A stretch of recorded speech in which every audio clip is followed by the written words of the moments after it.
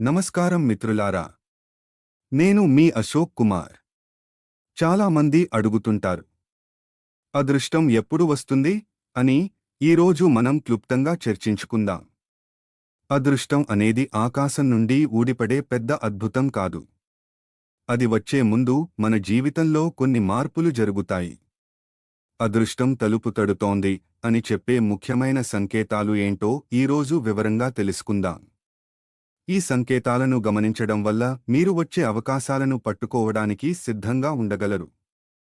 చాలాసార్లు మనం అదృష్టాన్ని గుర్తించలేక చేజార్చుకుంటాం. అందుకే ఈ వీడియోను చివరి వరకు చూడండి. చాలా ముఖ్యమైన, సున్నితమైన విధంగా దీని గురించి మనం ఇప్పుడు చర్చిద్దాము. మొదటి సంకేతం: అవకాశాలు పదే పదే రావడం. మీరు ఏదైనా రంగంలో నిజాయితీగా కష్టపడుతున్నప్పుడు అకస్మాత్తుగా కొత్త పరిచయాలు కలుగుతాయి.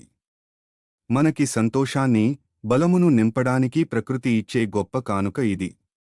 మీరు ఎప్పుడో చేసిన పనికి ఇప్పుడు గుర్తింపు రావడం లేదా కొత్త ప్రాజెక్ట్స్ వెతుక్కుంటూ రావడం జరుగుతుంది.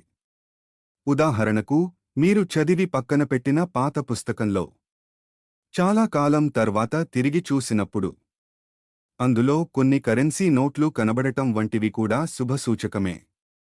ఇది మీ గ్రహగతి మారుతోందని చెప్పడానికి మొదటి మెట్టు. అవకాశం వచ్చినప్పుడు దానిని వదులుకోవద్దు. అవకాశం అనేది ఒక అరుదైన అతిథి లాంటిది. అది వచ్చినప్పుడు మనం తలుపు తీసి సాదరంగా ఆహ్వానించాలి. రెండవ సంకేతం: మీ ఆలోచనా విధానంలో మార్పు, మైండ్సెట్ షిఫ్ట్. మీకు తెలియకుండానే మీలో ఆత్మవిశ్వాసం పెరుగుతుంది.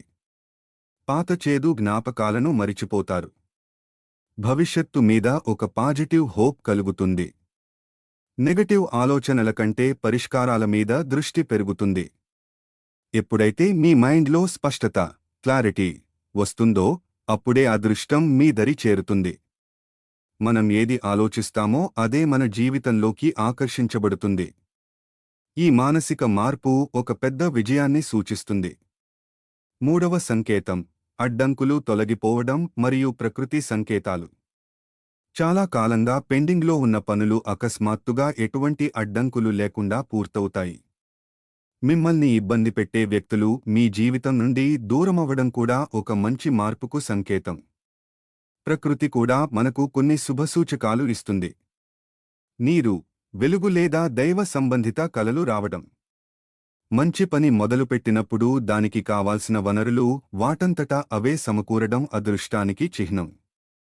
నాలుగవ సంకేతం: మనుషుల ద్వారా మార్పు.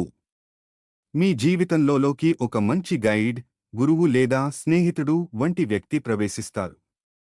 వారు మిమ్మల్ని సరైన మార్గంలో నడిపించడం లేదా మీలోని ప్రతిభను గుర్తించడం చేస్తారు. మనుషుల రూపంలో వచ్చే దైవ సహాయం ఇది. అప్పటి వరకు ఉన్న చీకటిని తొలగించి వెలుగు చూపిస్తారు. ఐదవ భాగం: అదృష్టాన్ని త్వరగా ఆహ్వానించడం ఎలా?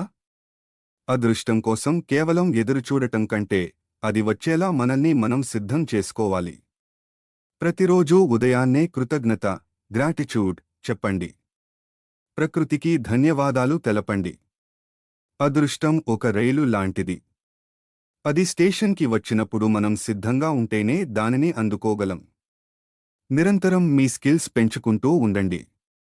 ప్రిపరేషన్ మరియు అవకాశం కలిసినప్పుడే సక్సెస్ వస్తుంది. ముగింపు: అదృష్టం మరియు మీ కృషి.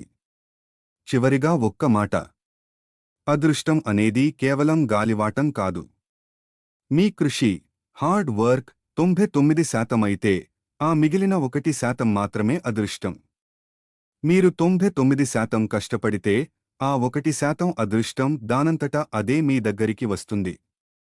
అది మీ విజయాన్ని సంపూర్ణం చేస్తుంది. మీ జీవితంలో ఇలాంటి మార్పులు కనిపిస్తున్నాయా? కామెంట్ చేయండి.